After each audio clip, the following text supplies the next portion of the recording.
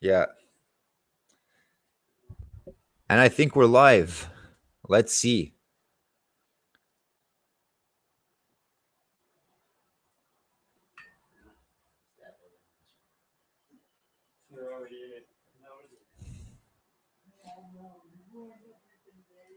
Here we go.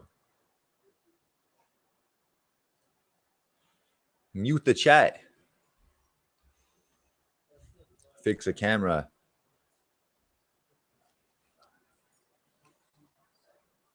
All right. That's good. So, I'm late. Fucking computer. So, yeah, sorry I'm late, guys. I know I said I'd stream at 5, but excuses. I have a fucking house guest now, and I wanted to pick him up last night. We had a late night, talking later than expected. Got to bed a little bit after midnight, and I wasn't ready to stream at 5 a.m. And it was too dark in my room. I need some fucking lights. Hey, Oliver, how's it going? So Oliver's here hanging out. Mark is here, and our buddy's here too. He's gonna make an appearance later, most likely. But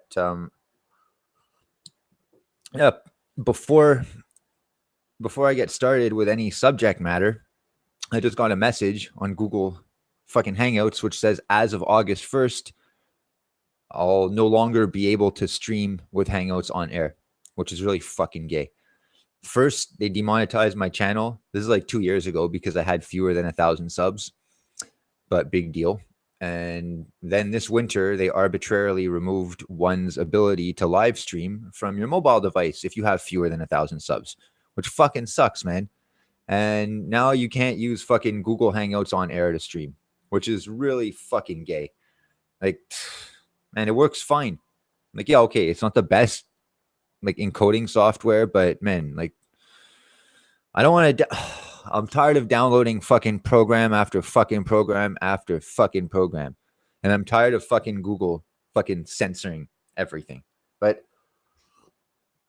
anyway, last stream yesterday was a fun stream, so I want to thank the guys for stopping by, that passed by, and also encourage you guys go check out. If you're not sub to him already, go sub to MGTOW is the only way to live. Go, he live streams every morning, and after my stream, go check out his. And he had a fucking really cool stream yesterday. It was a lot of fun. And hey, what's up, T? And yeah, he had a fucking stream yesterday. It was a lot of fun. And it's cool because a lot of my acquaintances from the Redpill community were there, which I like seeing. And I like that, you know, the people that I like get along with each other. And we're talking about famous people and not famous people. You know, it's like all the right wingers, let's say, or all the oh, thanks, dude. I'm glad. I wanted to talk about that actually. T says I loved your tree videos. Anyway, the chat's always in the videos after, so you guys can read that if you're going to be watching this, not while it's broadcasting live. So yeah, Darren's trying to help me out. He's trying to help me grow my channel. Actually, Darren's always had my back for that. He's always tried to fucking help me grow my channel. So thanks a lot for that, Darren. And when I started making MGTOW videos, I did videos in my room in front of my computer. There were a bunch of posters behind me, and I did one subject videos, just one subject, very fucking concise, maybe 10 minutes. And they weren't crazy subjects or anything, but I just give my take on stuff and things that had been talked about, some things that hadn't. And again, you know, 10 or 20-minute videos, I was just showing my version of it. And I like them, but I also, hey, JLord37, what's up? I'm pretty good, man. How are you? And yeah, Tia was a big job. We're probably walking away from that job now, but anyway, I'll get into that later. So yeah, about my earlier videos, I liked them, but I just wanted to change it up. And we moved twice. The setup wasn't the same. I wasn't really set up to stream in my room, and I like doing more on the spot videos and stuff. And I still want to do that, but I'm going to start uploading single topic videos again because Darren gave me Darren Aronofsky. I don't know who that is. So yeah, what the fuck was I saying? Yeah, so Darren Darren Beedman from MGTOW is the only way to live, by the way. So yeah, he reminded me that those earlier videos, even if I like to think that I've progressed since then, like the earlier videos were very addictive and they're easy to binge watch. And I know this is true. So I'm gonna keep up with the tree videos and the entrepreneurship stuff. But I want to go back also to the single point kind of single issue, like fast format videos also. Hey, boy named Gilroy is here. Hey, what's up, man?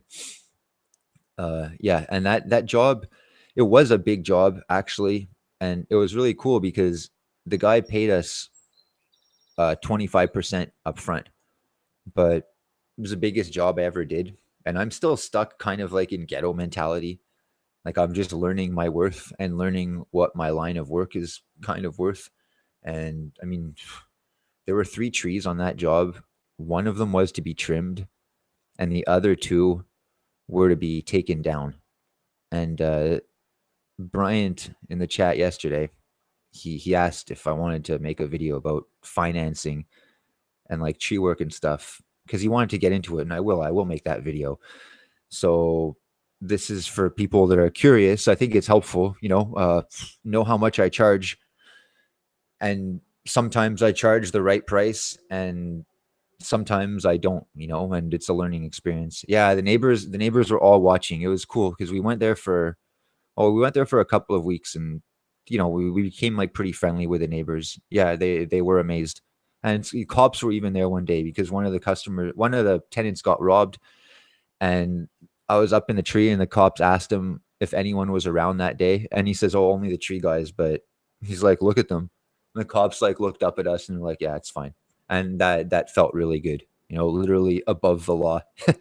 But yeah, it was cool, man. And moments like that, well, there are a lot of moments like that, but it makes the job worthwhile.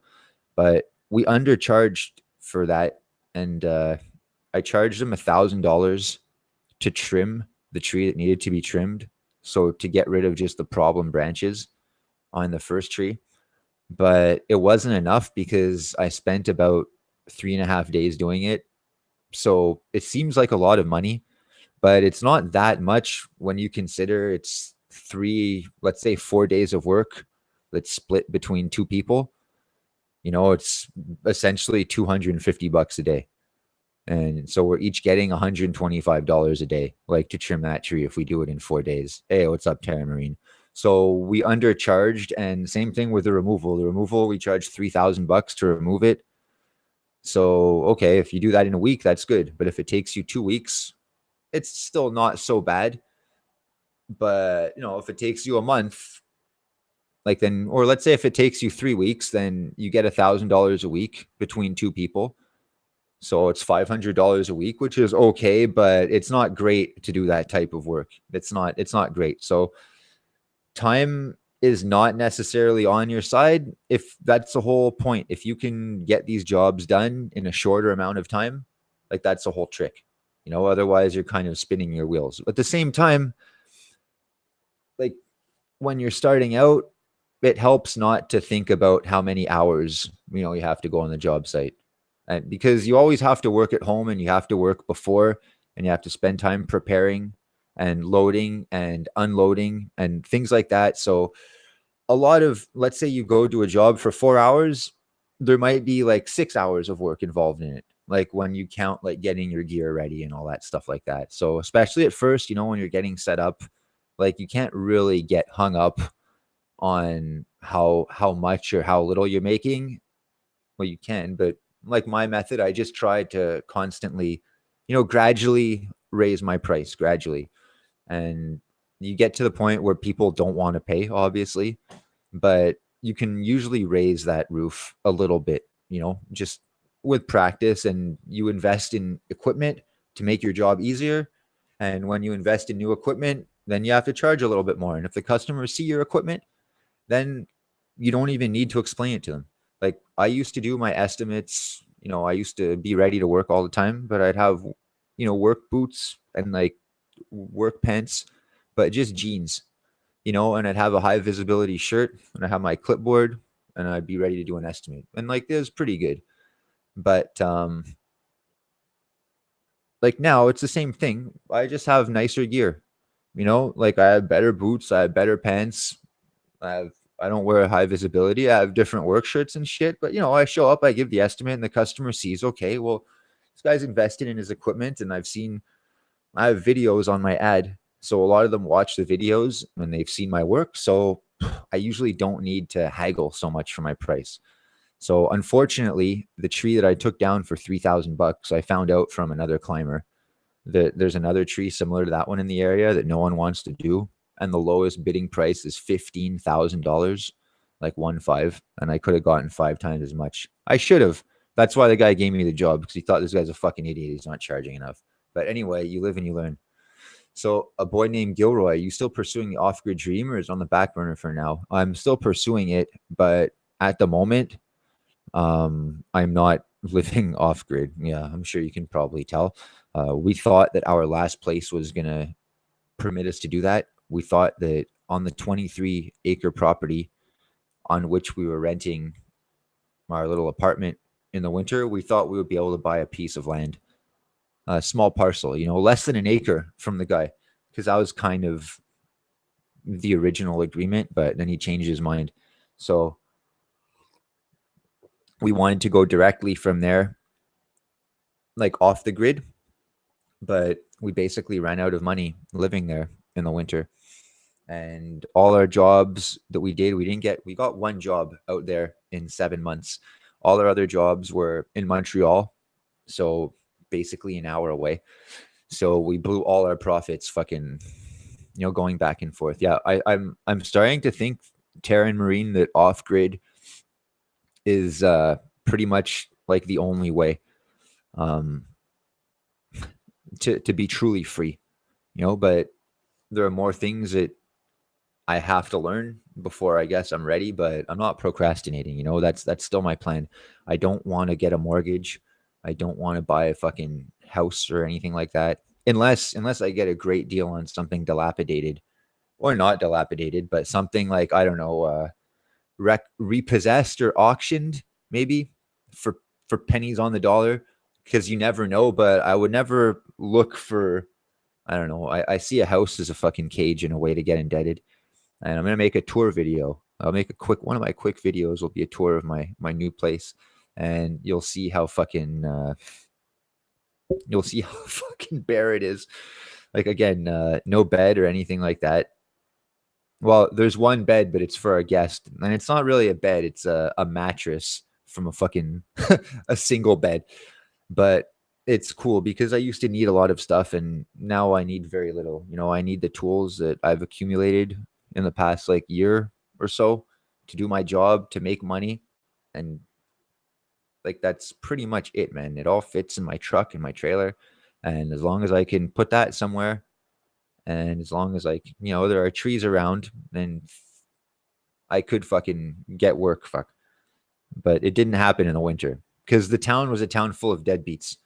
And, each pond is different. T says motorhome. Well, yeah, like, and he lives at home, but I still sleep on the floor. I got used to it. Yes, I'm sleeping. Well, there's my bed, the fucking white blanket. But yeah, you get used to it. And yeah, a motorhome would be cool, actually. We were looking at that in the winter because we built our cabin, and our cabin was, man, our cabin was pretty fucking cool, like, considering, but like I said yesterday, we didn't get to enjoy it. The circumstances under which we built it were not good. We didn't like the guy we were renting from. He turned out to be a piece of shit. And yeah, I know he subs to me too. So if you're watching this, fuck you. Like, yeah, fuck you, man. You expected us to stay? Like, fuck you. Like, and it sucks because our standard of living was clearly not the same as his. It was way lower. And whenever I would mention this to him, and I'd say, like, we have to live without a bathroom. Would you live without a bathroom for a month or 2 months? And he'd say no, but he says, I have a real job, you know? I have a real job. I'm part of a union. I'm not like you guys. It's like, man, and it was always like that. I have a real job. I have a 9 to 5 job. I'm a fucking wage slave. So Tara Marine says, I want a tree farm, a little place, maybe with a big pole barn and honeybees, beehives. Then I have wood and bees for trade. That's awesome. Oh man, yo, it's hot here. How warm is it where you guys are? Out of curiosity, it's around 30 degrees Celsius today, which is probably I don't know what that is in American in Fahrenheit.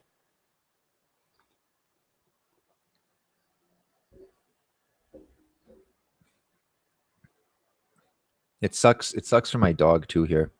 Okay, it's hot. And man, the day we moved into this apartment, we were actually really surprised because it was very hot outside, but the apartment itself was cool. And I told the landlord, we said it's surprisingly cool in here considering how hot it is outside. And he says, "Oh yeah," he said, "it's good." He says, "Oh wait," but he says, "Do you mind? I just forgot to take the curtains." Just takes the curtains off the window and it fucking fills with sun. It wasn't cool anymore. Fucking boiling. So yeah, we had to buy curtains and shit. Like, oh yeah, not only do we not have beds, we don't have any appliances. Well, we have some stuff. We have a microwave, a toaster oven, a coffee maker. So we have like the essentials. We have an electric grill, no stove, no washing machine, but big fucking deal, man. So we do have appliances, but not the traditional stuff. And so I was mentioning yesterday, I moved like fucking 12 or 13 times in 10 years. And no, it's not my favorite thing to do, but it's like leaving a job. Fuck. I want to get like, if you want to find a good job, let's say, it might entail like I would just say do something you like and try to start a business. But let's say you want to find a good job, it's probably going to entail not settling for the first thing that you find. If the first thing you find ends up being the best, like great, but you're probably going to have to do a little bit of searching. Probably. Like that's just based on my experience. It's very rare that the first and only thing that you look for turns out to be the fucking absolute best hands down option out there. So, that's why like what do you do when you find out that it's not for you? Like do you stay and fucking lie to yourself or do you fucking leave? For me it was fucking simple. Your PC needs to be good if you like playing PC games. In the States, you want gas range, stove, water heater, clothes dryer. I would like here too, it sucks because there's no wood burning stove. So we're gonna have to fucking pay for heating in the winter.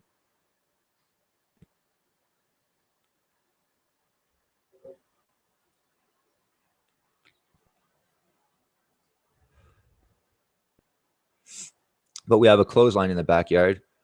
So a dryer is not really an issue. In the winter, yeah, it's different. We have a pretty big drying rack inside, and outside now, fucking the laundry takes less than half an hour to dry on the line. So it's fucking sweet.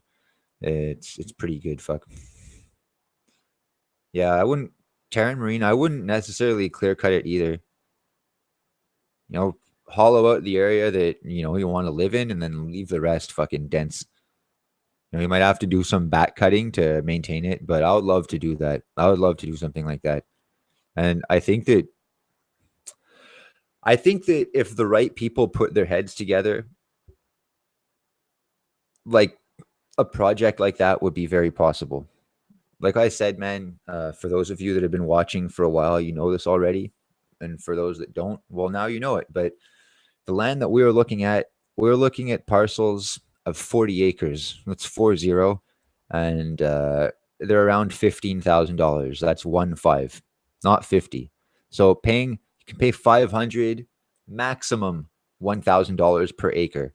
And 20 acres, you might be able to get a deal, but 40 acres, you'll get a better deal. 40 acres are usually cheaper than 20, and you can get more than 40 acres. But for one person, 40 acres, no problem. So when we realized that that's basically that's a little more than what most people pay in rent in a year. You know, add utilities too, no problem. Let's say most people pay $1,000 a month in rent. That's $12,000. So, you know, it's not far off from fucking buying land that you can own for the rest of your life for a fucking one-time fee. So, but the longer you rent, I mean, the fucking harder it gets to do something like that. So it's fucking tough, man. It's tough fucking bootstrapping it.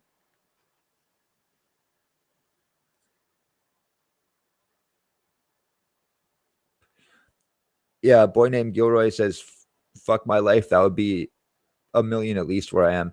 I know. And that's the trick. You have to, I know everyone says it's this and it's cliche, but you have to look in the right place. And I know a lot of you guys are in the States. And if you're in the States, there aren't a whole lot of places left that are untapped to do it. Alaska is one of the few places where people go.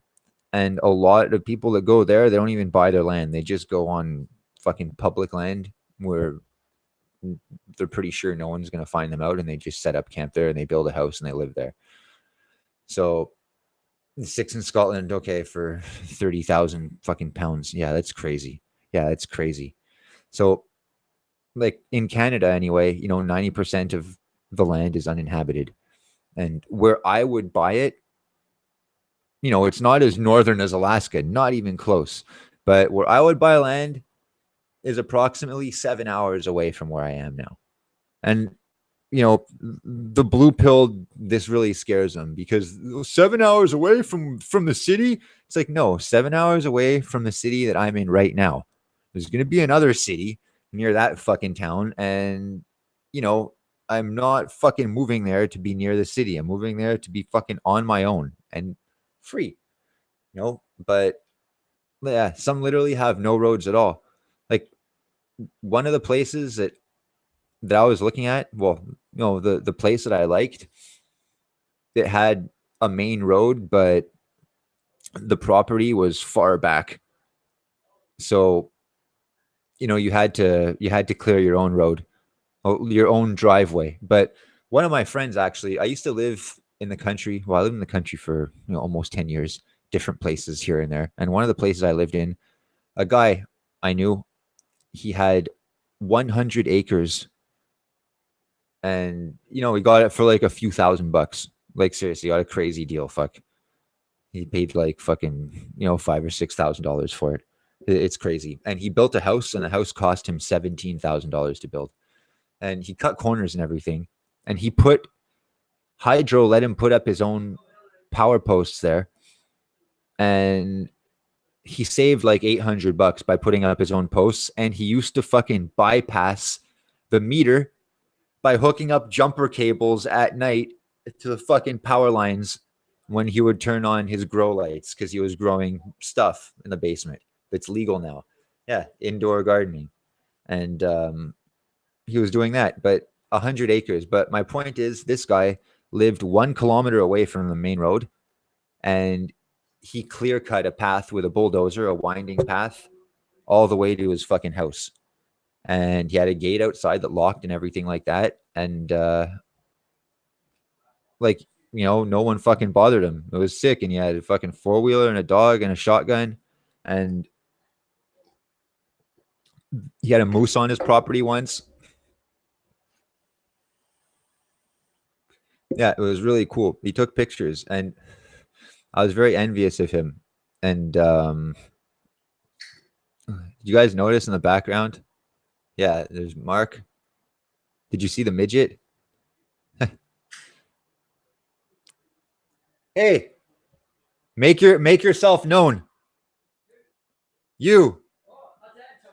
Yeah, hey, come in. You guys know this guy. Hello, gentlemen.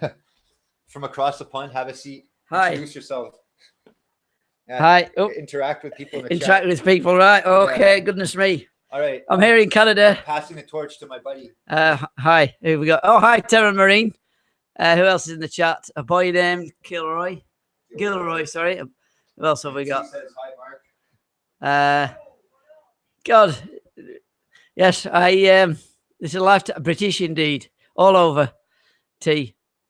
Yeah, this is Monk Music. Don't engage. Oh, that's right. Yes, of course. Subscribe to his channel if you haven't already. Yes, it's the crappiest content you'll ever see. Mike Ellen, hi. Yes, I got. Hey, Monk Music. Hi, Terra Marine. Well, I faced one of my biggest fears in the last 24 hours. For years, oh, the birds are sounding beautiful. For years, I've been scared to death of flying, and I just got to the point where, hi, Mike Atherton, that's a northern name. I got to the point where I thought, no, I'm just going to face this down. I've been talking with Greg and Mark for quite a while, about a year, about coming to Canada. And I got to the point where, I've not got the money. I've not got the money. The money had gone down the tubes last year. In fact, I was showing Greg this morning the 82 pence, wasn't it, from the bank. I got 82 pence left. This is in January this year. So I've had to work my absolute arse off to get here and to clear the debt, but it can be done. And this trip is absolutely it means a lot. It's essential because we've been talking about how attitude gets you stuff or gets you to places. And how long I was in playing for 8 hours from Manchester to where did I go? Manchester to Newark. Afraid to fly. Yeah, I was terrified of the flying. I can tell you now, the week before it was awful. I was having nightmares. I was having cold sweats, the whole thing. Total pussy. And on Saturday, I got to Manchester Airport. I'll be uploading some videos. Yeah, I understand. Yeah. Yeah, Atherton's a very northern name. I thought he was Mike Atherton, the cricketer. No, it wasn't the cricketer. Atherton. Was that Ian Atherton? I can't remember. What was the name of the cricketer? Atherton. Anyway, so I got to Manchester Airport on Saturday. I was originally flying out on Saturday at 9 o'clock, and I got there. Now I did know that to get into Canada, you have to have a thing called an ETA, an electronic travel authorization, as well as your passport. So I had all that ready. I absolutely bottomed out the detail for this because I discussed it with Greg. I went over all the details. Anyway, I got to the airport on Saturday, and to get the cheaper flight, I'd had to forego the refundable in case of a problem thing to get the price down. And when I got there, they said, "Oh, you've not got an ESTA, which is an electronic system for travel authorization for the US," because I was landing in Newark. I had to have this authorization for going through the US because I had to. As soon as you set foot in America, you are basically there's an immigration question. So I had to apply for the ESTA on Saturday afternoon with a very heavy heart, I've got to tell you, because I built myself up with the fear to face the flight down. And I spoke to Greg. I said, "Oh, I can't come. It's 700 quid up my shirt. Oh, shit. I'll have to somehow do this." Now, part of me was sort of glad I didn't have to get on the plane. So I applied online on my phone. And when I got home that afternoon, thank God, I got authorization because it was quoting 72 hours, wasn't it? It said, "Oh, an average of 72 hours," and that would have screwed the whole thing up. And they booked you a flight for the next day. And thank God for United Airlines because they'd actually already booked me on to the day after flight. Now, they didn't need to do that. So if you're listening, United Airlines, thank you so much because here I am. I got on the plane with a pounding heart and I got off it with an excited heart. And I can tell you, if you've got a fear, just go towards where the fear is. The level of joy and fun we're having, this has just worked out beautifully. And there's something great's going to come out of that. I can tell you now, because I'm walking around with Mark. We went to the store. The whole chain cricket has the same. Oh, it is Mike Atherton, right, from Bradistan. How long? I was 8 hours in the plane. I think it was 7 or 8 hours. I landed in Newark, had a 3-hour stopover. And then from Newark to Ottawa, and then Greg and Mark came to pick me up from the airport. Now, I've done a series of videos. I'll try and cobble them together and upload them, but we're just having a lot of fun. And if you want to be MGTOW, you got to go your own way, but some of the direction is going to be trepidation, I can tell you that. This trip means so much because 82 pence I had to my name on January the 2nd this year, and I've now been able to afford the flight, and I'm still in the black, just about.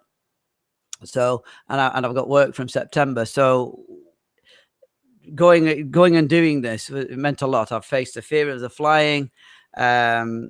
Obviously meeting a complete stranger lunatic. I have to say this because I've been in the gimp box all night with the gimp ball, with the gimp ball, and I've got a gun to my back right now, but it's okay. No, it's fine. It's fine.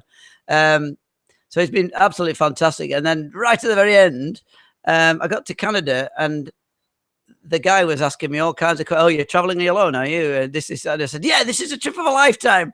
Right, what are you doing? Well, I'm just meeting a friend outside. How do you know him? Off the internet. It didn't bat an eye.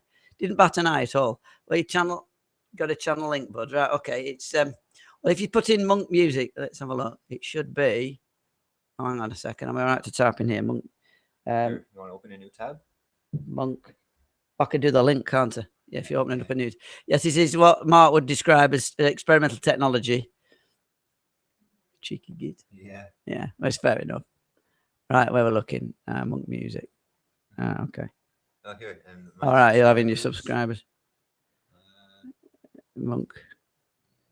Just need the link. Yeah, so this is terribly exciting. We got, when did we get back last night? About 5 o'clock? 8 o'clock. 8 o'clock, was it? 8 o'clock. I don't know. I'm so tired. Monk Music. There it is. Monk Music. Right. So. Right.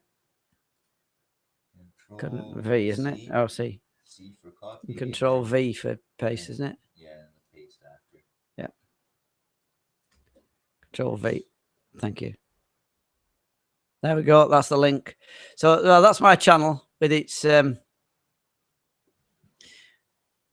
I try not to get into attack pieces because I just don't find it productive. I like to build fires, so I've put videos of that over there. I mean, that's how you started, isn't it, with the skateboarding videos and showing what you do with your life. If you're going MGTOW, you're going your own way. You don't need to bleat about women all the time. We understand that. We understand that. That's done. So what do you do to go your own way? Well, personally, I face my fear. I come to Canada to have a ball, examine how you work, examine a business model. Started a year ago. Yeah, for nothing. Wear a Trump hat, all sort of philosophical stuff. I'm sure we'll have a fucking ding dong row at some point. That's fine. That's not a problem. But meeting like-minded people. If you talk to Whiskey Stills and Tumbleweed, he's absolutely bang on when he says meet like-minded men. You know, keep yourself in shape and you know, develop your physical well-being and your wealth and these sort of he's got these 5 commandments. But he's absolutely right. And so work together too, absolutely, internationally or otherwise. Yeah, and you can make money. Yes, they might not be able to hear me, so you might have to. Greg's saying we could work together and possibly make money, which is true. Doesn't matter how far away. That's right. If you share an idea, like, make it happen. Don't make excuses and say, "Oh, well, too bad you're over there," or "Too bad MGTOW don't dox themselves," or "Too bad we're not supposed to meet." Yeah, no, too bad, man. Fill in the space. It's about breaking all the fucking rules. Get stuff done. So if you go your own way, well, go your own way. I see it as the border. You get past the border, you're going to spend your time looking back all the time over your shoulder and think, oh, well, you know, I wasted all the time, blah, blah, blah. No, forwards. Always forwards. Yeah, that's so fucking... Who's this? Yeah, Terrence McKenna. Bell, friend. I get a name called Terrence McKenna said the same thing. Find the others. Yeah, find the others. Find the others. This has been, I mean, I know I quote my age a lot. It's an old guy thing to do, but I'm in my 50s. And I see guys at the same age, they're fat, they're sedentary, they don't do anything, and they're all blue-pilled out. Why? Because they've given in. No, I'm not. That's not going to be my life. That is not going to be my life. We've been battered to hell by the feminazis, what do you call it? The female matriarchy, whatever you want to call it. But I don't want to bleat about that. Let them be them. You do that. That's fine. I accept you as you are. You need to accept me as who I am. Oh, hi, Alaskan Bachelor. Hey, cool. Yeah. Right. Well, I've hogged this chat for long enough. Am I all right to continue? Yeah. Well, whatever. Like I said, there is so many. I'm struggling to unpick just the importance of this trip. I've been saying to Greg, it was last summer I actually wanted to come out, isn't it? And so I'd say for about 18 months, I'll come out. And I'm thinking, I'm scared to death of flying. And all the time I'm thinking, gotta go. So I basically started to back myself into a corner. I told everybody, everywhere, I'm going to Canada in summer. I'm going to Canada. And I'm fucking here. Man, I'm here. I flew. Yep. And now you're all going, well, it's flying. It's nothing. You know, if you're terrified of it, it's a big deal. It's an absolutely big deal, especially when you hit those pockets of air and they're bouncing off the clouds. And we're gonna climb some trees and do Yeah, a bunch of other cool shit. Yeah, we're going to climb trees. I'm going to have a look at doing some skateboarding, and you're going to learn a bit of guitar. Yeah, sure. You got the fingers some, for it. Yeah, we're going to swap some skills. In fact, it's interesting. The reason we're here right now is that about 4 years ago, I think it was 3 or 4, two and yeah, only 2.5. Okay, feels a lot longer. About 2.5 years ago, I was watching Greg's videos on skateboarding, and I thought, this guy's showing all his mistakes. Where's this going? So he must have made, I don't know, a good hour and a half of. It wasn't the length. Lots of errors all day trying to learn if it was that flip thing, wasn't it, on the board? And I thought, yeah, that's the attitude you want. Do it again, do it again, do it again, do it again, do it again. Punch through, hurt yourself. Get up, get up, get up, get up. Oh, he's nailed it. And that's what you need to do anything in life. That's what you need to do to run a marathon, because I've been there. That's what you need to do to play the guitar. We've already been discussing the micro bits of detail that you need to do in order to achieve something. If you want to achieve something, oh, well, I'll never be able to do that because, well, good, crack on, you're not going to do anything. But if you make a start, if you face that fear and you go into the direction for success, as I've discovered, is through the fear and the challenge. And here I am at the other end. I've flown. Everything else is easy. All I have to do is climb a tree. Well, in comparison to sitting in a tin box for 8 hours, hoping to God my ass doesn't plummet 30,000 feet. Yeah, it's nothing. It's nothing. And yet it's way more dangerous. So there it is. What's undeveloped land go for in Alaska? I believe, was it? I don't know. Maybe he's asking Alaskan Bachelor. Get your 10,000 hours, indeed. Yeah. But the 10,000 hours have got to be backed by the right attitude. You can do the same hour 10,000 times. But see, like you know, is that but see what he said with the 10,000 hours. It's like all the like minds. You know, Malcolm Gladwell. Yeah. And, you know, Taryn Marini's also, he loves fucking Robert Heinlein, Starship Troopers and everything. Oh, right. Like, he says it shaped a lot of his political beliefs. But man, like it's such a fucking small world. Fucking red pill. You're right about the 10,000 hours. You're absolutely right, because you develop there's a synaptic development, and that you can't, and that then never disappears. But it can be 10,000 bullshit hours. You can't, well, yeah. Like, so I said you could. Yeah, it's got to be deliberate, organized, and with a plan, with an objective in mind, not a wishy-washy 10,000. You could, like I said, you can do the same hour 10,000 times, or squeeze absolute bejesus out of every single second. But that's really being a bit petty. I understand what you mean. 10,000 hours, you're bang on right, but you've got to start somewhere. And we were already been discussing how to flip a skateboard from an engineering perspective. The joy will come once you see. This is the thing. We seem to have lost well, we haven't. The people here present. The joy, the success is a challenge overcome. Yep. Not just an instant gratification. And people, that's missing now. Where's the success? Well, the success is at the end of a heap of shit. They've forgotten, you know, the happiness. The happiness of the pursuit. Yes, exactly that. There's a joy in the thing. I mean, we've had the full Big Dipper high and low in the last 48 hours. Saturday, I was utterly dejected. Getting on the train at Manchester, I'm tired out. I've been up all night. I've put out a lot of friends to get this trip underway, because obviously I need the flat to be looked after and all the rest of it. And so I texted Greg and I said, well, I can't come. It looks like I've lost something. Whinge, mo. But you've got to think, right, come on, you've got to go. You've been saying you're going. Something will happen. And I know this will sound a bit mental, but me and a friend of mine believe there are, I'm not going to go down the Jedi line here, but there are certain forces. I don't think you can make things happen by just going, ooh, and it'll happen. But if you take action and maintain a positive mindset, positive things happen. If I'd have gone complaining to the guy at United Airlines, well, I've wasted 700 quid. I should, he wouldn't have rebooked me on today's flight, and that wouldn't have given me the 24 hours chance to get the Esther to come to Canada.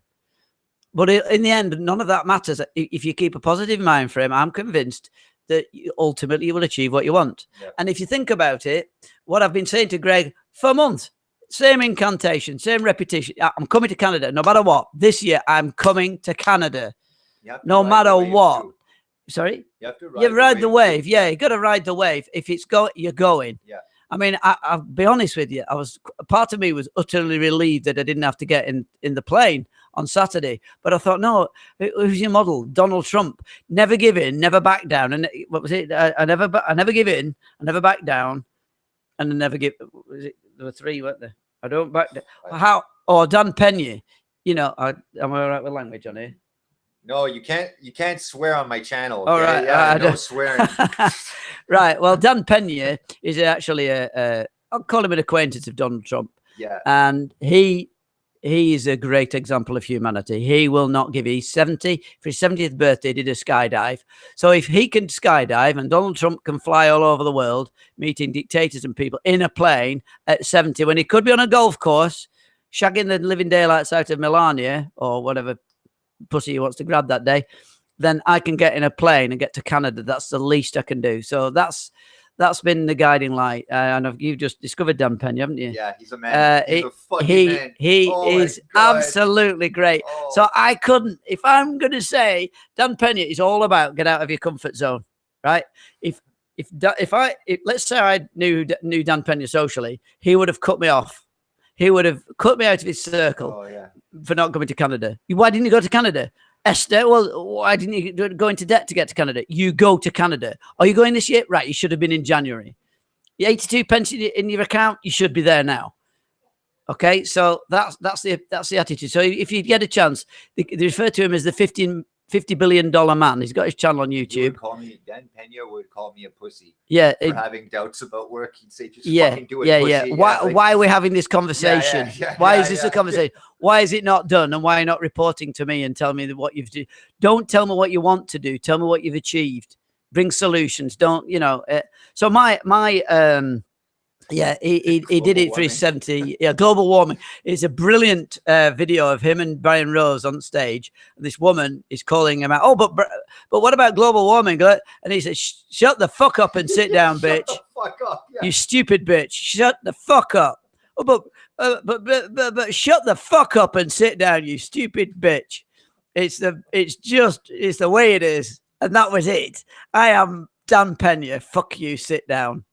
Anyway, pardon the language. No, don't pardon it.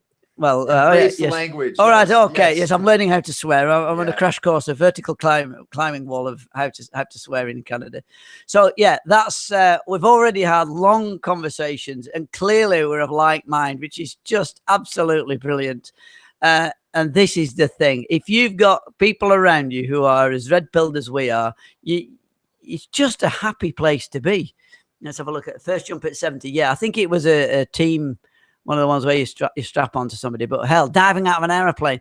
He, as part of what he does, he's got what he calls his mentees. I think to go on a Dan Pena course is £15,000 for a week. And he basically calls you see you next Tuesday all week, teaches you how to do business, but he teaches you how to get done. And the only direction that you go is into the pain. It's into the pain, out of your comfort zone all the time. And what he insists that his mentees do, you get this, I think you'll know this, don't you, is that every week or every day, you've got to do something that stretches your comfort zone. You've got to live in a discomfort zone. Now, if you think about it, Donald Trump, there's nowhere else to go. Everything is his comfort zone. Imagine getting in a plane, you're tired, you're 70, you've done... And you go, I'll drop by Kim Jong-un. Space Force. Yeah, Space Force. Space Force. Let's do that. Yeah. I mean, hellfire. I don't even have a fucking washing machine. Yeah. And this guy's fucking doing Space Force. It's 70 odd. Yeah. So, he met Melania at my age. What excuse have I got? Yeah. None. Oh, well, he was given $1 million. So what? He could have turned $1 into $2, $2 into $4, $4 into $8, and then he'd have crashed out and burned and have a debt. I mean, he was in debt for how many billions of dollars? God knows. But he admits it. And the reason he's good at doing deals is because he does deals. Dan Pena said this. He started crap at, he was rubbish at doing deals. Then he got better. He got a few good deals and he made a crap one. And then he got better and better and better. If you practice doing deals, it's a perishable skill like anything else. And now he's an expert. He's internalized all the skills. So he looks like he's not even trying. So his entire being is doing a deal. And that's pretty much what we're talking about with the internalization of how to do flips on a skateboard or play certain things. I was explaining about the micro detail that you need with a pick and stuff. Oh, it doesn't make me the best guitar player in the world, but I play guitar to a better standard than I ever wanted. I think you did the same with the skateboard. Is that correct? So if you want to achieve, yeah, I mean, yeah, 36. And at 54, I cure my fear of flying. So it could be. I sound like one of the. God damn it! I feel like Tony Robbins now, but it's true. You just got to get off your ass. I mean, part of me is kicking my own arse around for not going last year when I had no money. I could have borrowed the money. I could have. There's no excuse. And the time for doing it's now, I can tell you this. So we've already discussed what we can do with another channel that we've got, which is Keys to the Inner Universe, which we've done nothing with because we talked a good game. We didn't do anything with it. So that needs resurrecting, maybe, or whatever. Yeah, we didn't know. We didn't know. But really, since 2016, with the example of Dan Pena and particularly Donald Trump, whatever you think of Donald Trump, he gets stuff done.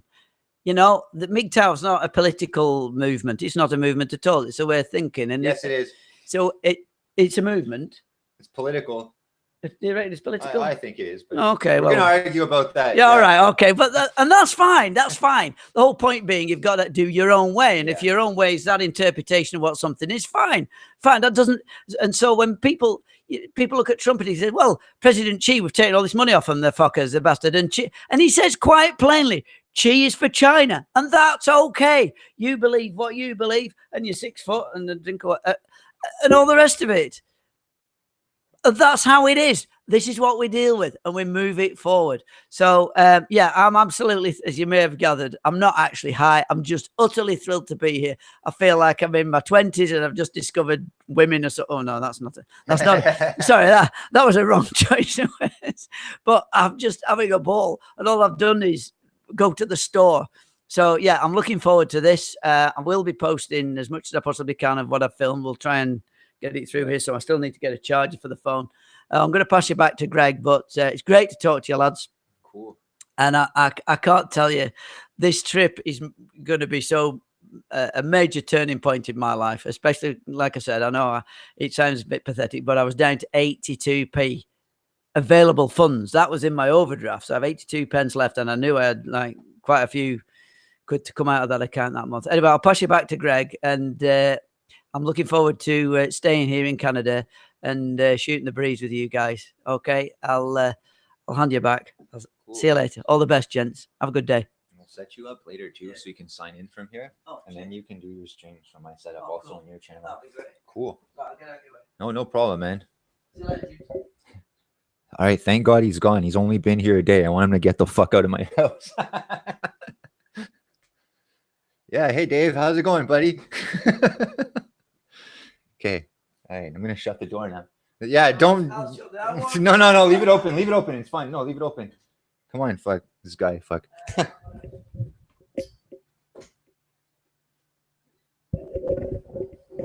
I almost tripped over my fucking mic there. Hey, and okay, let's see if I can fix this a little bit. Yeah, we have a rare occurrence.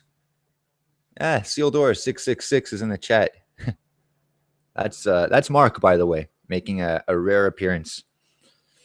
But hey, what's up, Mark? I'm flattered. So yeah, so that's where we're at right now. Fucking Dave is here, and I'm gonna give him a lay of the land today. I'm gonna show him where the stores are in walking distance, where he can get. Man, this guy came here with a fucking backpack of clothes. I don't even know if there are clothes in it. I think he has one change of clothes, or I think he has a change of underwear and like socks. Like he's fucking this fucking hardcore, man. Fucking rugged. Also, Darren, who moved to the East End, and he cut his rent down to like $300 a month, all inclusive, and he wants to extend his summer and take a vacation, but he's considering getting a van and setting that van up not only for his painting business but for work, for a living. And yeah, I think that's a fucking wonderful idea. And I think losing your worldly attachments, I guess, is a great thing. And being able to walk away.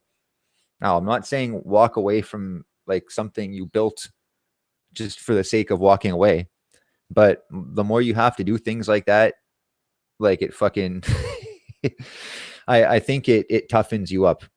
And look, man, let's say you're in a fucking terrible place. Let's say you're in a terrible place and there are rats and there are roaches in your building and it's not insulated properly and there's rain coming through the fucking ceiling and it costs too much to heat. It's impossible to heat. Or it's too hot in the summer and the landlord's a fucking piece of shit. Whatever, whatever, whatever. Let's say you're in a fucking terrible apartment, but you spent $3,000 on a couch that's like a 4-piece couch that takes the entire living room that doesn't fit through the door. And you bought a big TV also that doesn't fit through the door and you need 3 people to help you lift it. And you complain about your place. And when people ask you why you don't move, you say, well, you know, I spent money on the couch and I spent money on the TV and I don't want to move because it's a fucking pain in the ass. Like, it's true. It is a pain in the ass. And like, it sucks, man, because you don't want to leave that shit behind. But at the same time, like, these are things to consider before buying shit like that. So yeah, it sucks that for like a couple of weeks, we don't have like a washing machine and, you know, we're doing laundry in the bathtub. But honestly, like, big fucking deal, man, because the amount of fucking washing machines that like I've lugged up the stairs in the past 10 years, like I won't spend more than like 50 to $100 on like an appliance like that because guaranteed I rarely stay like the duration of my rental term. So, you know, like if I'm going to leave it behind, if I need to leave just like that, like I'm not going to go back for my washing machine or for my bookcase or for something. Like I forgot my bed at my old place, my bed that my dad built, a platform bed. It was fucking nice. That's stupid. That's my mistake. I took it apart in pieces and everything. I stacked it and then I fucking forgot it. Fuck yeah, like a fucking idiot. So, like I was saying today, Dave is going to get the lay of the land. We're going to get him set up with some basic fucking necessities, whatever he needs for himself. And supposed to, we're supposed to go. Actually, I'm supposed to do a live stream with Jamie from Like in Theory tonight. And Darren alluded to being down also because Jamie asked us on Darren's stream yesterday. And yeah, washboard and scrub brush and whisk detergent. Yep. So yeah, so Jamie asked if we wanted to do a fucking live stream tonight. So I said yes. I think Darren's down too. And I think that'll be fucking cool. Fuck. I think if that'll happen, I don't have Facebook. I don't know how I'm gonna get in touch with Jamie. Maybe he's just gonna go live and fucking I'll go and I'll see if I can get in on it. Or maybe it won't happen. I don't know, but you guys should fucking check out Like in Theory's channel also. If not for that, like I like the channel. Fuck. I think fucking Jamie's a cool guy. And he's been getting attacked ever since he fucking started making videos. And generally, man, that's a good sign. That's like, especially in this fucking, in this community, I guess, like the Red Pill community, like a lot of fucking people that go against the grain at the onset, or they turn heads because they say like taboo things. Like I found those people worth listening to. And a lot of the time, those people have fucking big balls too, because they stand up against the fucking gatekeepers, and usually it's fucking 10-1. So yeah, I keep my eye out for those guys, the fucking fighters. And yeah, like anyway, whatever. So live stream possibly tonight on Like in Theory's channel, and that would be cool. And I want to do streams with Charles F. Gray also, now that I have internet again and I'm fucking set up, because he and I are somewhat friendly.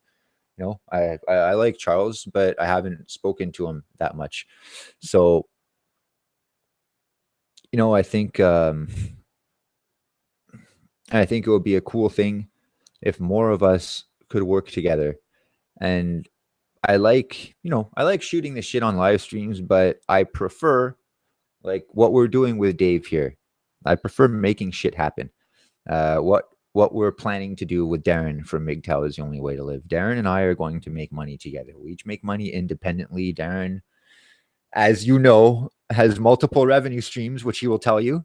Good for you, Darren. Like seriously, like that's fucking very smart. And you know, we're going to add to our pie. And not only are we going to do fucking live streams together, but you know, he's encouraged me to kind of vary my content more. by going like returning to a more successful formula, which I agree. And in real life too, well, it's real life, but beyond video making, in real life, hopefully we're going to work together also, whether he comes on my jobs or I help him on his painting jobs. I like painting, by the way, and 100% I'm down to paint, like when I'm not fucking cutting trees, man. Mark and I helped a guy move the other day. It was one of Mark's friends, but we got paid and everything like that. But it's good, man. We have things that we want to finance. I want to review equipment that I bought and paid for because I want Steel and Husqvarna and all the fucking companies that I spent a lot of money on buying their equipment. I want them to send me free shit to review for sure, or at least give me a fucking discount for sure. Like, why not fucking try? So again, like I bought some really good equipment for work at a good price from brands that normally I wouldn't even consider.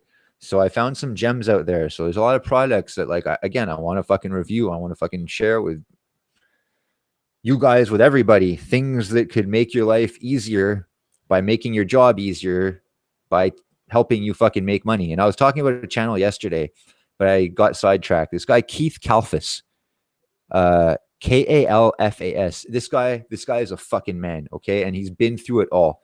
And he tells you he has a landscaping business and a window cleaning business, and he does trees also.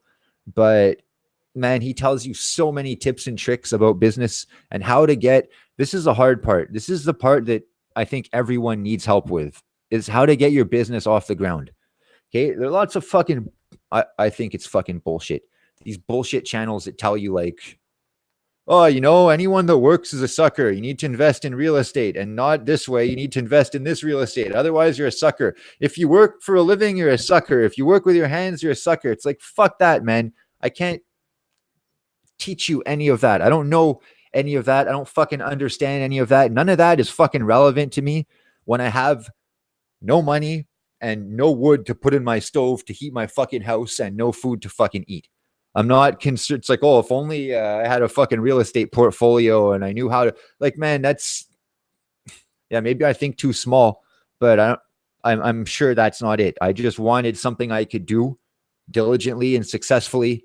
And, so far that's the answer to that has been my business. But this fucking guy, Keith Kalfas, this guy's a fucking man. And like, I'm going to impart one thing on you that really changed my fucking life. And I was watching this guy before I started my business, by the way.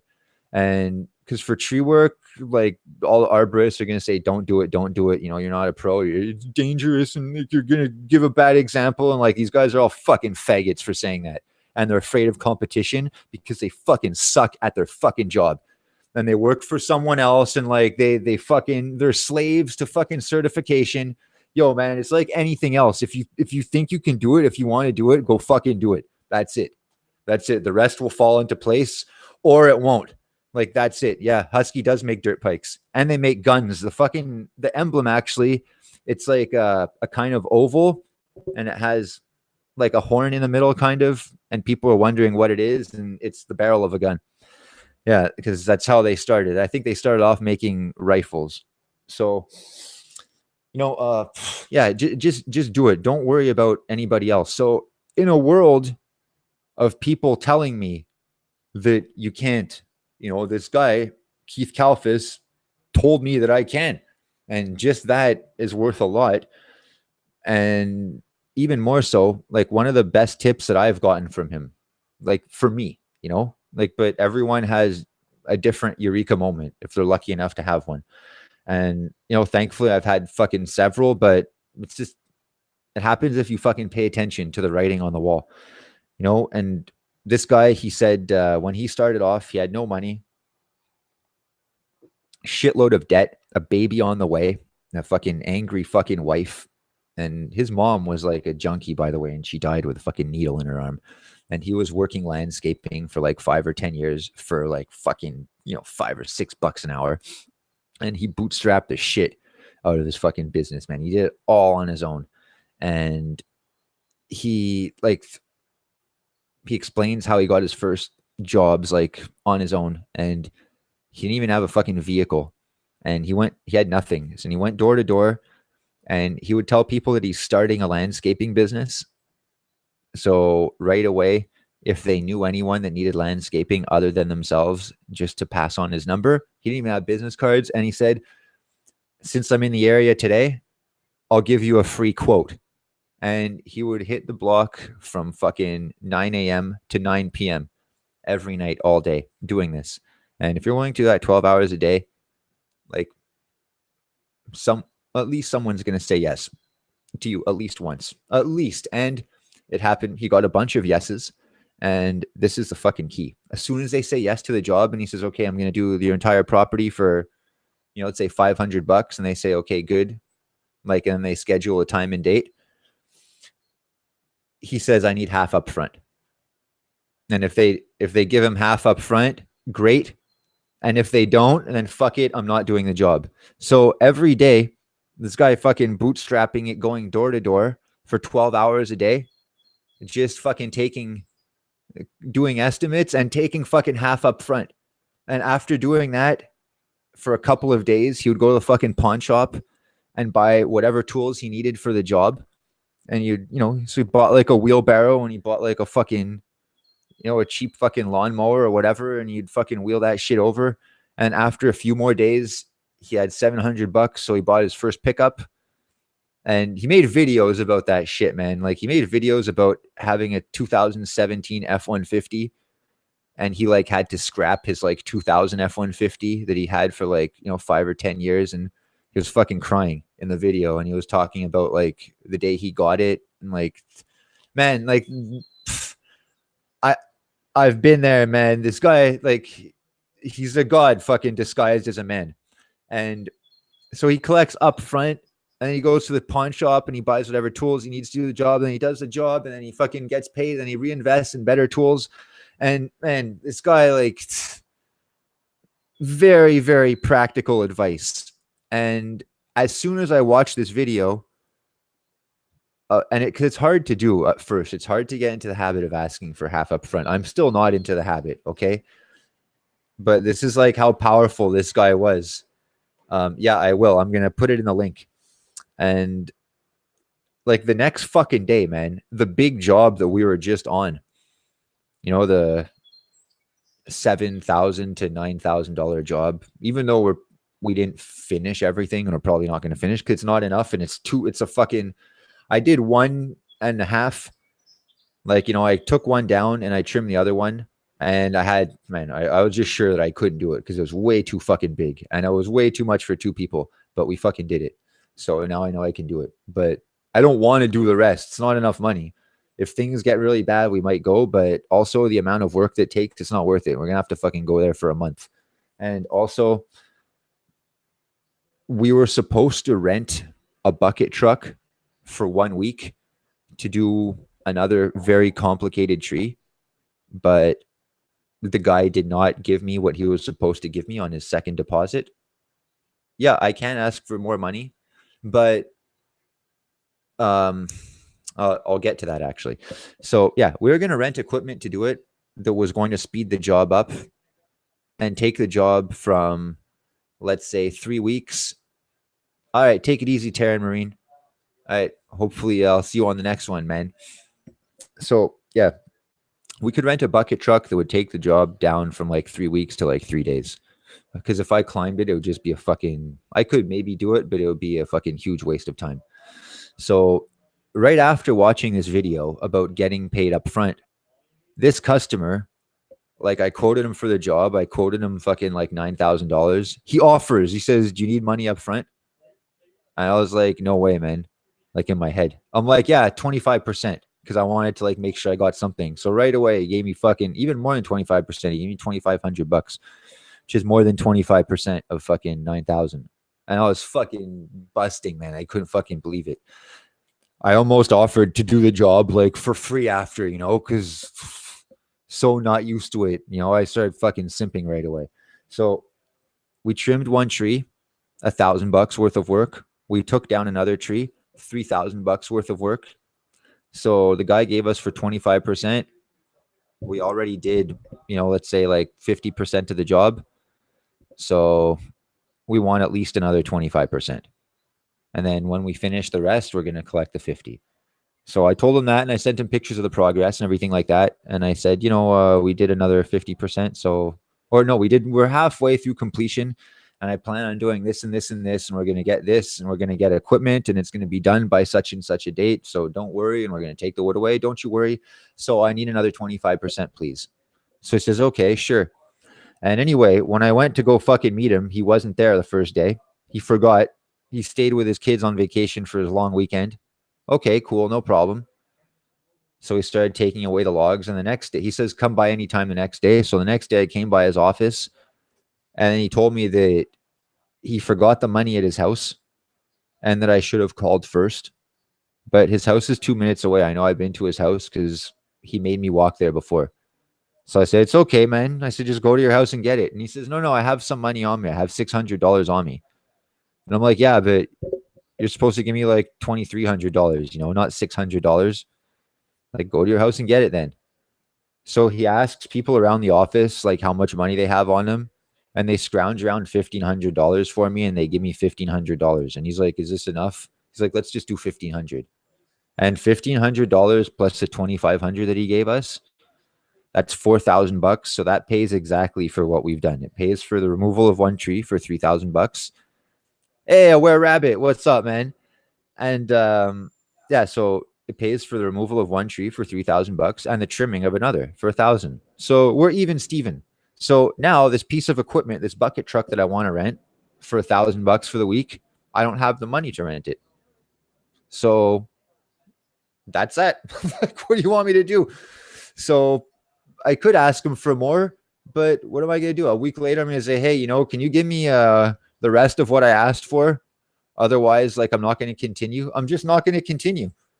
Like, it's understood I'm not going to fucking continue. I have other jobs, fuck. Like, you want to continue, show me the fucking money. And then, and also, that's a really hard job because you can't get to it and back, and trucks don't fit there, and you can't get it done in one day, and it's very tedious. So, like, no one wants to do it. And the only other tree, there's another tree like down the street that's smaller than the one I did, and the minimum asking price is $15,000. So yeah, you want it done now? Fucking $15,000, fuck. And I want fucking 10 G's up front. Otherwise, like, all the wood's fucking staying there. And it's gonna be something like that. Okay, T, I'm going to find that fucking link for you before I fucking forget. All right, I'm going to get it now. Keith Kalfas. Yeah, and he's got a couple of different channels. He has one of them too, how to clean windows. Window cleaning blueprint. But I don't sub to that one, even though it's good. Here you go. Here's his fucking channel. And he does another good video. Like, he's he doesn't produce red pilled content, but it is red pilled content. It's just not called that. But he does not like the status quo of the establishment. He doesn't like being a wage slave. He doesn't like the idea of people being wage slaves. Like, if you cut grass, let's say, okay, I think Joe Buddy cuts grass because he was giving Darren some like basic entrepreneurial suggestions, to avoid getting fucked over with customers. And okay, if you cut grass for a company that has, I don't know, like 10 or 20 employees, and they've got a couple of trucks and they have some trailers and like they do the full service and everything like that, you're going to be getting maybe $10 to $15 an hour. And you have to work fucking 10 hours a day, 5 days a week. And you have to cut like 30 fucking lawns a day, like 30, like at least. And when it rains, like, yeah, you don't work, but like the lawn still has to get cut. So if it rains one day and you don't work, then like you're going to be making up the rest of the work, like the rest of the week, and working overtime the rest of the week, or you're going to work on the fucking weekend. And it's fucking brutal. And you're going to get maybe after taxes or under the table, whatever, you're going to take away like $500 a week, maybe 700. Now, if you charge fucking $50 a lawn, like, you don't have to fucking cut 30 lawns a day. to make $600 a week. Fuck, you know, you need to cut like one or no, between like 1 and 3. So even if you charge a bit less, even if you want to cut 5 lawns, and you don't need crazy shit. Okay. There was a kid that lived near my parents. This is like fucking 20 years ago. Okay. The kid was fucking 12 years old. And the kid used to cut his parents' lawn. And one day the next door neighbor asked if, like, the old lady next door asked if the kid could cut her lawn too. And she'd give him like $20. So he said, sure. And then he said, this kid's fucking smart. And no, this is not me. So his kid said, any of your friends, that are looking for someone to cut their fucking grass, says, I'll do any lawn for $20. As long as it's not like too big, but like, $10 for the front, $10 for the back. So $20 done. So all summer, this kid fucking pulled his lawnmower, and he only worked, within like a 2-block radius because he couldn't fucking go anywhere. He was just a fucking kid pulling a lawnmower. So, in the middle of the summer, this kid, he had this little wagon built, a little fucking wooden wagon with swivel wheels, and the lawnmower would go onto the wagon, and he would drag the wagon around like a fucking trailer and drag it around all fucking day, going all around the block, and he was mowing lawns and everything like that. And, he did this until he got his driver's license. So for fucking 4 years, he did this. And by the time he had his fucking license, man, this kid had fucking money. In the end, like, he doesn't do it anymore. He blew it all. Like, he went to fucking France, and like he stopped doing that. He became like a tour guide or something. Like, I don't know. Like, whatever, fuck. But this is smart. Okay? Like, he probably collected money up front.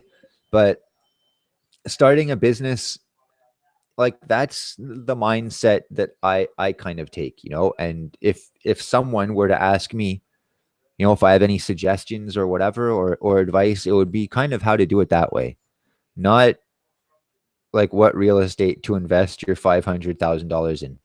Other people say also, which really pisses me off, like, oh, if you're in debt, and there are YouTube videos about this, and this is their final solution. They're like, if you're in debt and like you're at the end of your rope and you don't know where to go, and you want to kill yourself, they're like, just go into your savings and use your savings. It's like, what the fuck? What fucking savings, man? Are you fucking... No, I'm in debt. I'm fucked. I'm like fucking dead here. Fuck. It's like, not savings. It's like, or just ask your rich parents. It's like, what about like if you're Keith, and his mom died with a fucking needle in her arm? Like, it's fucking... it's fucking nuts, man. So I want to make a lot of videos about that, about little tips and tricks for businesses, about doing things on your own, especially when you're starting off. And because, you don't have a lot of money to fucking pay for repairs, and you always keep investing. And, another thing is that if you have a fixed profit margin, I guess, or fixed profit formula, then that assumes that your business always stays the same size. So for instance, I started my business, I had 2 chainsaws. I had a big one and I had a small one. And I had some basic climbing gear, very, very basic. And I had my pickup truck. That's it.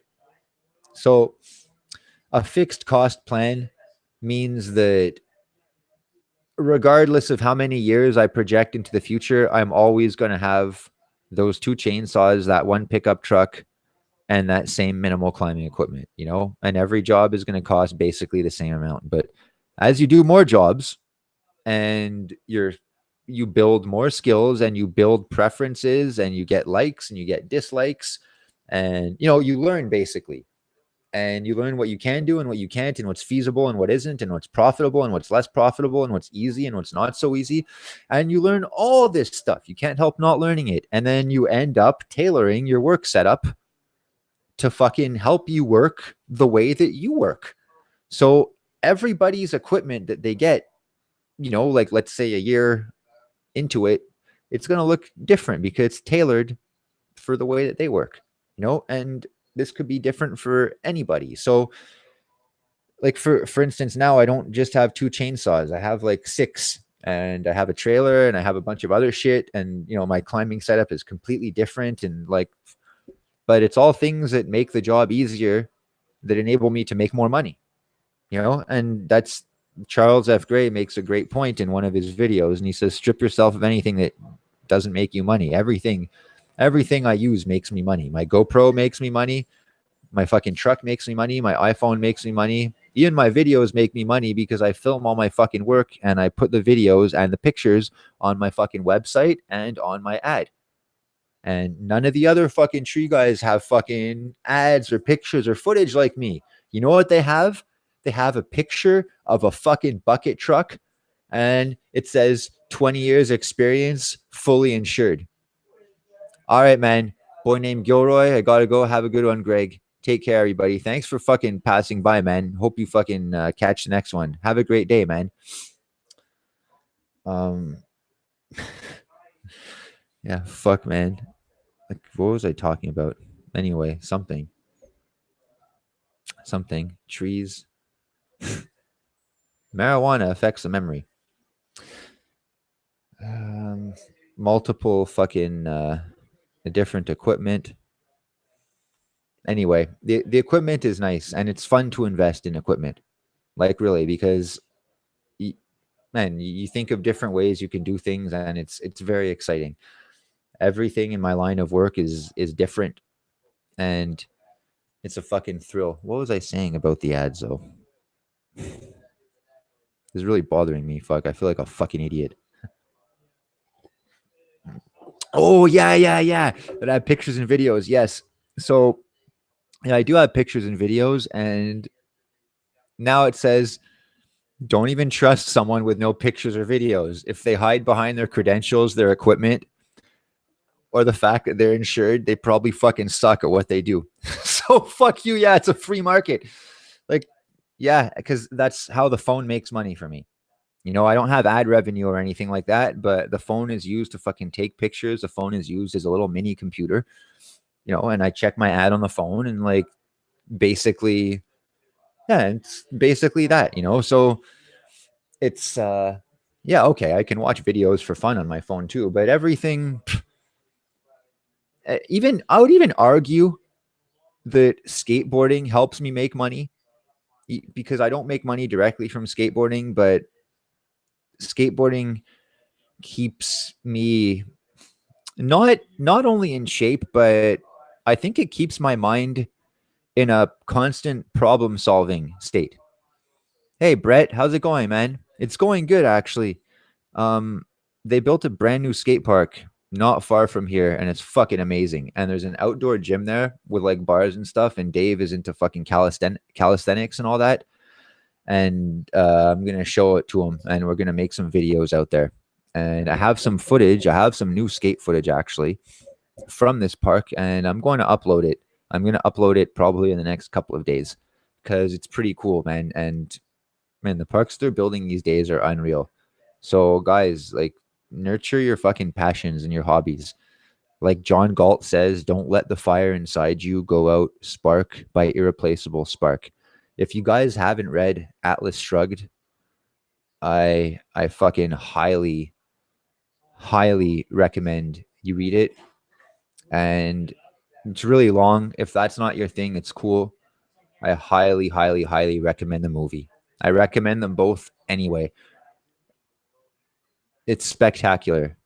And it's about what we talk about all the time. It's about fucking breaking away from slavery. And, spoiler alert, it has a fucking happy ending. And all the geniuses, all the fucking productive people in the world, all the fucking men going their own way, they all get fed up of shouldering the burden for everybody else. So one by one, they all fucking leave and they basically start like a libertarian society. And yeah, everyone said it's a fucking pipe dream and everything and it would never work. Yeah, of course it's a pipe dream because people don't have the fucking balls to do it. And what Mark and I did in the winter, like about trying to move off grid and build a cabin and everything like that, this is before I even knew what the fucking book was. And then I read the book and it was like narrating my life, and there's so many people in the book that are probably just like you guys. and just like me, have similar experiences. They're worked harder than everybody else at work, and they have to show up early and they have to fucking do everybody's work for them. But when they fucking ask the boss for more money, the boss fucking threatens to fire you, or you only get a raise in 3 months. If you guys want to really if you guys want, I can't really prove it, but because you could, you know, if you believe me that I just heard about the book fucking recently, but if you want to go back to like a year ago, how and why I got fired from my job, this is like directly out of the fucking book. And this is a big video for me. This is that was a rebirth of my channel because I got a whole bunch of fucking subscribers from that fucking video. I guess it resonated with a lot of people because a lot of people were fired for similar reasons because they were outperforming the other people and they were fed up of fucking bearing the burden. And one of my favorite fucking quotes from the book is that yeah, I don't know, Brett, like why is it that people make jobs suck so bad? And one of my favorite quotes from the book is that if you saw Atlas struggling to hold up the world with the last of his strength, sweat dripping from his brow and like blood coming out of his mouth, and the longer he was holding it up, like the more his knees would buckle, and the more he would shake, like what would you do? And the guy tells him, he says, I don't know. He says, what could he do? He says he should shrug, throw the fucking weight off you. Seriously, throw it off. And I'm telling you guys, this story is fucking, it's spectacular. It's like, it's kind of like 1984, but with a fucking happy, fucking uplifting fucking ending. And, like Howard Dare, like, I don't know where you are right now, but this guy was like a fucking father to me. And, like, Howard Dare, like, I don't know where you are, man, but Howard Dare's channel was inspired by Ayn Rand, who was the author of Atlas Shrugged. And in Atlas Shrugged, there's a character, John Galt, who's really smart dude. And he's basically the one that recruits all the fucking men of the mind and all the geniuses. And he convinces them that they're too fucking smart and they're worth too much to fucking squander their fucking talents on a bunch of fucking useless moochers and looters for free, all for the greater good, all for redistribution of wealth. And he basically red pills the shit out of all the good guys. And as the good guys are getting red pilled, they're saying, well, no, but it's okay, because I have to do it because without me, the place is going to fall apart. And he says, let it fall apart. He says, if you work at a fucking place and and you have to do everything and it's going to fall apart without you and they're not paying you your fucking due, then leave and let it fucking fall apart and let them fucking come crawling back. And if they don't come crawling back, then fuck it, let it fucking burn. And they're like, oh, I don't know. But one by one, like the camel's back broke, after the final straw for all of these characters. So they get fed up one at a time and they fucking leave. And personally, like what I think that Howard Dare was trying to do, I think of him as John Galt of MGTOW. And I seriously think that he was looking for fucking great men. And I think that he wanted to hopefully start his own society. And the sad thing is that I don't think he found any. And he found just fucking drama on the manosphere. He ended up getting sucked into a lot of it. It fucking happens. And I think he realized that the people that he was looking for, either they didn't exist in the abundance that he thought they did, or they'd be a lot harder to find, or he was looking in the wrong place. But man, again, like Howard, like if you're fucking watching this, like first of all, I hope you're fucking alive. I hope you're well. And I hope I'm wrong in the sense that, I hope that you fucking found your utopia, because this guy is like fucking John Galt, man. Like, love him or hate him, though I can't imagine anyone fucking hating him unless they're fucking feminist. But yeah, man, I miss this guy and I miss this guy's fucking content. And he was always fucking cool with me, man.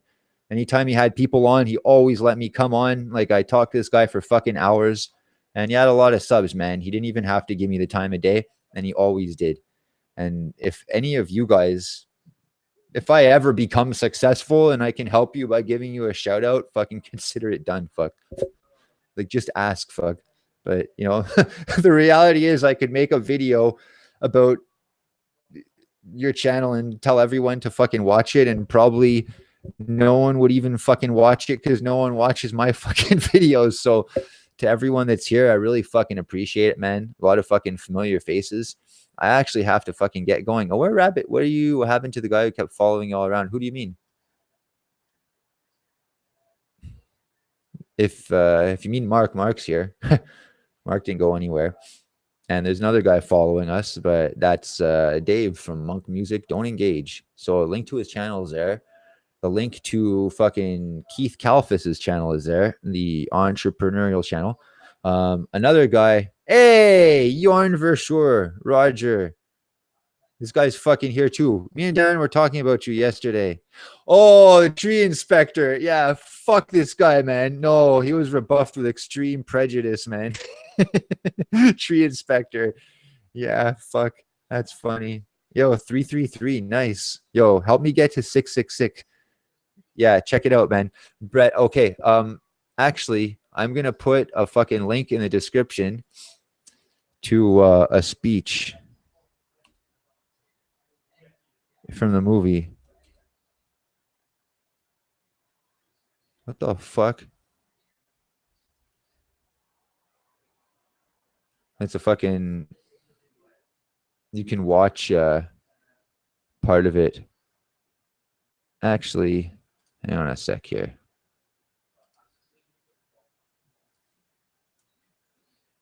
I'm going to put a clip up here that's a compilation. And if you haven't heard of it, watch it after. Holy shit, are you serious, man? Yorn had some fucking rectum cancer to deal with, made it. Yo, I'm so happy you're alive, man. That's fucking crazy shit. Darren and I were talking about you yesterday in his stream, wondering where you were, hoping that you're okay. And, you know, in the fucking winter, things were fucking tough for me and Mark. That, you know, you all know, you know, fucking subscribers of mine, you know this. And, you know, when I would do my live streams at fucking 5 a.m., as soon as I'd go on, I'd see you in the box, man. It's fucking awesome. Fuck. All you guys, man. Thank you for fucking tuning in. Like, other channels, have you, like, you know, when I've gone live with bigger channels, even, I always brag that, like, my subscribers are really fucking close and that I'm close with them. And I really believe it. Fucking people say they're envious of having a fucking tight subscriber base. And they're like, how do you do it? And I'm like, well, I don't know. Fucking talk to them. Fuck. Talk to my fucking subs. They'll fucking tell you why they're so good. But yeah, man, all you guys fucking tuning in all the time. It's fucking awesome. I really fucking appreciate it. And Darren should be going live in around 25 minutes or so. And also, we were supposed to go live with the Purple Pill, like in theory, this evening. So stay tuned for that. And yeah, after I end this stream, check out the link that I put up for Brett. It's like best moments of Atlas Shrugged if you've never heard of it. And you can watch part 1 of the movie on you can watch part 1 on YouTube in good quality. But parts 2 and 3, you gotta fucking watch them somewhere else. Yeah. Yeah. I love you too, guys. No homo. And Dave is here. For those of you that joined the stream late, Monk Music, Don't Engage, flew across the pond despite his fear of flying all the way from England. He flew in last night. He's here right now. We're going to go do some shit today. He's going to be here for a month. So all the people that say that, you know, there are all these fucking rules in the manosphere and it has to stay online and it has to stay anonymous and you're never allowed to make money and you're never allowed to fucking collaborate with people. And all you can do is talk about like male female relations. It's all bullshit, man. Like we're breaking all the rules, and that's how I fucking look, man. It's just like fucking Atlas Shrugged. Like we are too smart for this, guys. And even if we're not too smart, like even we're too good to fucking put ourselves through this. Okay, the guy Dave was talking about, no, not insulting or patronizing your subs is always a plus. Thanks, man. But I don't have reason to insult you. I like you guys, fuck. No, like you give fucking thoughtful comments, even if you're like, hey, nice vid, man. Cool. Like that's great. Like, and you know, when I started making MGTOW videos a few years ago, like people would check me out just because I was a new channel. So I had a lot of like differing schools of thought on a lot of my videos. And a lot of people that I will say don't belong on my channel found themselves here. And, you know, they'd leave a couple of comments on one or two videos and they'd sub. And then we'd get into a little argument. And then they realize this is not the channel for me and they unsub. So that's fucking fine, man. And the people that are here, like, I really believe that they're here for the fucking content. Because I'm not above talking shit about someone that I don't like. Hell, I love to fucking talk shit. It's fucking fun. But like, you know, my channel is not a drama channel. You know, I'm gonna be a hypocrite and mention him now, but I don't make fucking videos about Coach Eli and shit like that. I don't care about Coach Eli, like, or about like who said what. I really don't give a fuck, man. It's fucking, it's irrelevant to me. But it's funny, and I'll defend myself if I feel the need to. But you know, again, at the same time, you know, if someone wrote in the comments, oh, did you hear what so-and-so said about you, like on his stream? Like, I don't give a fuck, man. Especially when I started making videos, man, people used to fucking talk shit all the time, like behind my back and stuff. You can't even keep track of it all. Otherwise you'd be watching videos all day. And I was like, you know, I was listening to these streams and I was like, yo, how can these guys talk like that? I was just there, you know, like half an hour ago and they're fucking shitting on me right away. But like, whatever, fuck them. They're not, those guys were never my friends. Fuck. So, no, you guys are fucking my friends. And seriously, like, it's not. People say like, oh, well, you know, it's the internet. Yo, Dave fucking flew from fucking England here, across, like, from the fucking internet. None of the people I know in real life would fucking lift a fucking finger for me, except for Mark and Darren. You know, like, so now I have 3 friends, and I used to have just one. So, you know, if you meet like-minded individuals, it doesn't matter how fucking far away they are. Where there's a will, there's a way. And I really believe that that's the moral of this story. That's really what I'm trying to do. Like with my content, I'm really trying to fucking show you that like success is within you. And not to take my example, be better than me. You can be way better than me. You can do way less work than I have to do or than I choose to do and reap way more benefits. You know, just do it your way. And I'm sure, like, I know that it's within you. So if I can fucking help in any way by, I don't know, shooting a little bit of oil on that spark, then I'm happy to do it. And J-Lord says many of the big time content providers tend to have a God complex. Like the guy who said that he can't wait for automation to happen so robots can wipe humanity off the face of the earth. Like it's fucking ridiculous. Yo, by the way, J-Lord37 has a channel, Anonymous Watcher 37, I believe. That's what it's called, eh? Anonymous Watcher 37. Sorry for doxing you there. I don't think it's a dox, but anyway, it's a very different channel. Go fucking check it out. I'm looking forward to more content from you.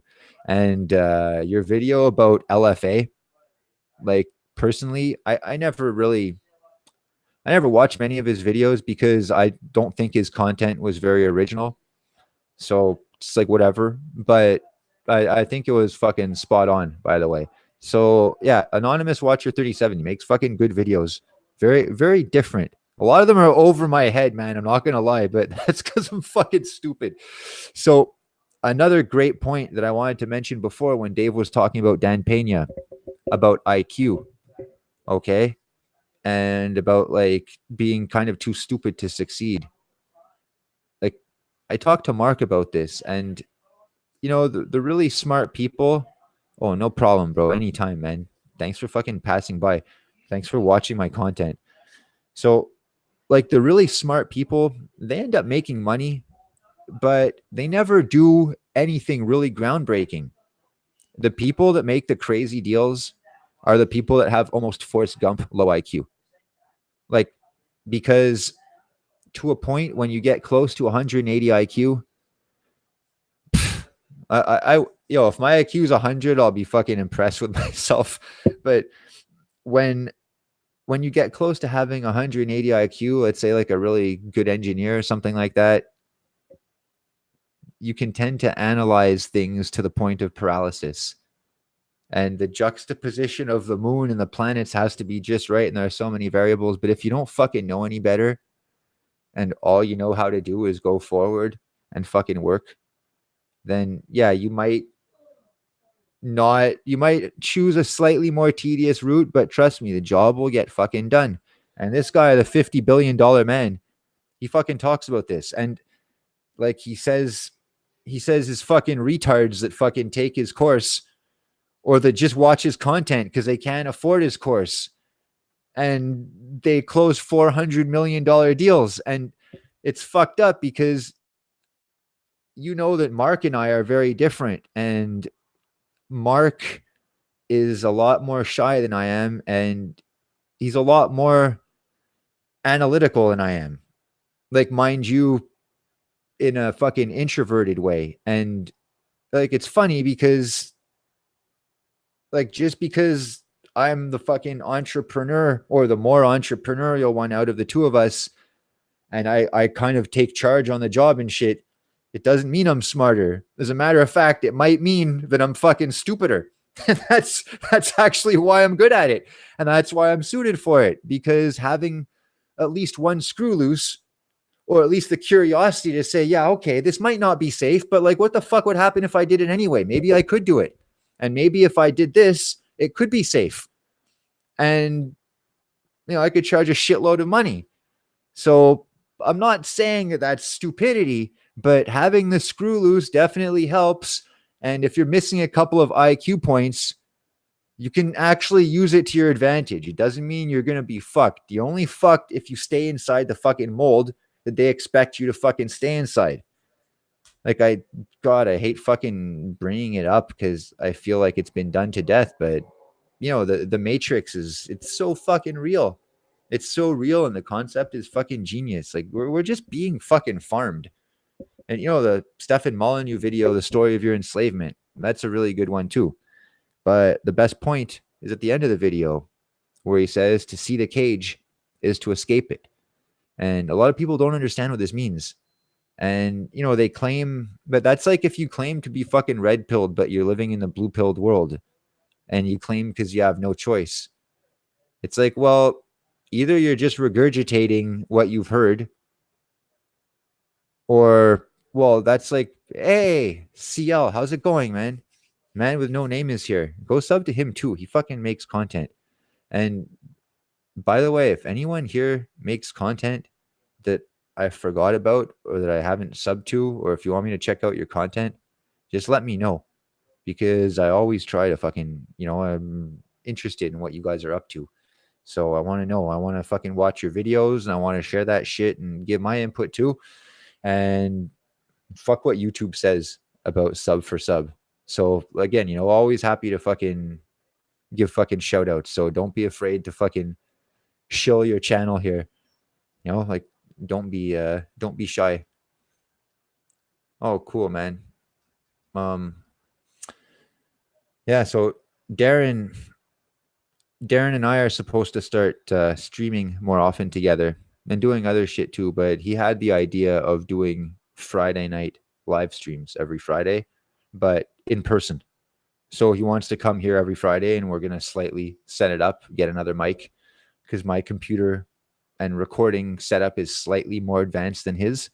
But he's getting good at OBS, but we're going to have fucking joint live streams, like he said so many times, like Joe Rogan style. And I think that's going to be fucking cool. And I think it's going to bring a lot of my subscribers to his channel and a lot of his subscribers to my channel. And anyone else that wants to fucking join in, I think it'd be a fucking good idea. If you guys want what little exposure I can fucking offer you. But yeah, it's cool. And this is what I like. And I think that, I don't know. I think that it should have been like this a while ago, with more creators. And I think more people should be, again, working together, but not just working together doing live streams, but working on multiple revenue sources together. Yeah. Brett says, sounds like the next Joe Rogan experience. You should fucking tell that to Darren, man. He'd fucking come in his pants, because every day he fucking mentions the Joe Rogan experience, how he wants to be bigger than Joe Rogan, how we're going to be bigger than Joe Rogan, just like Joe Rogan, but bigger. Yeah. It's it'll put a smile on his face. And by the way, yeah, he should be going live at around 9, unless he's fucking live now. I don't know. I didn't get the notification, but yeah, I'm going to end my stream before then, because I don't want to step on his toes. And maybe I'll call my stream Morning Coffee with Greg. Maybe we should all call, if you do a live stream, call it Morning Coffee with whatever your channel's name is. And yeah, so, but I think that, because again, I think that whatever it is you guys do for a living, I hope that it's what you're meant to do.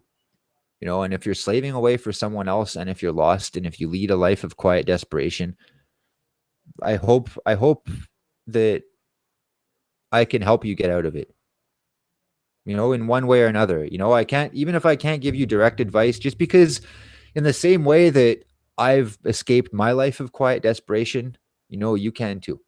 You can, and it's where there's a will, there's a way. And it doesn't always happen overnight, but it can.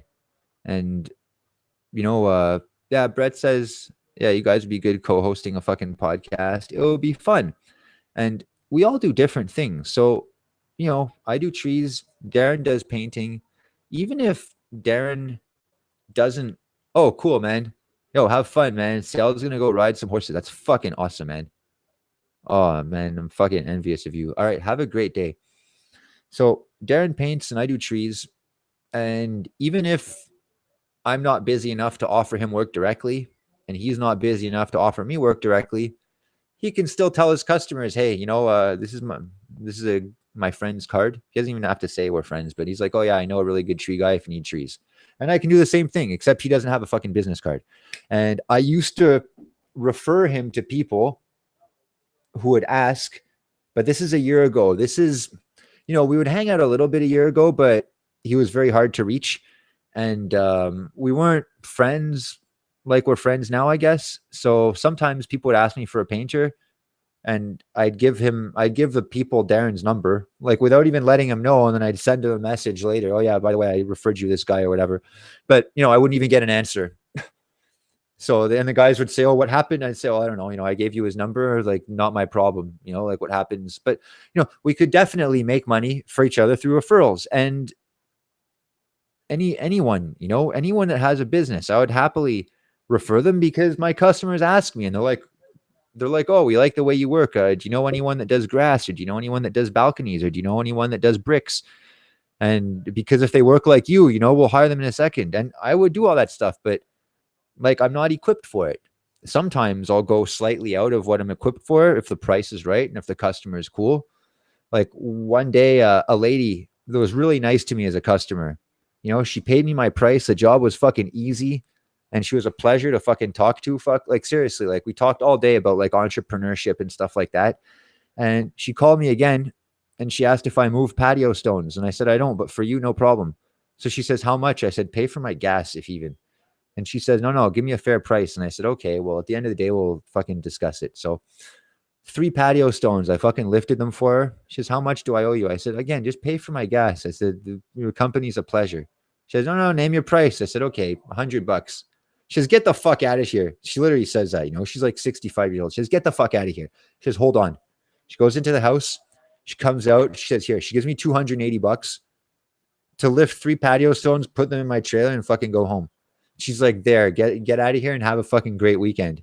And I was like, man, anytime you need anything, doesn't matter where I am, you just call, and I'm gonna ditch the fucking scumbag customer I'm with, and I'm gonna come and I'm gonna do whatever job that you want for whatever fucking money you give me. And I just got 3 bills that day to do like fucking 45 minutes of work.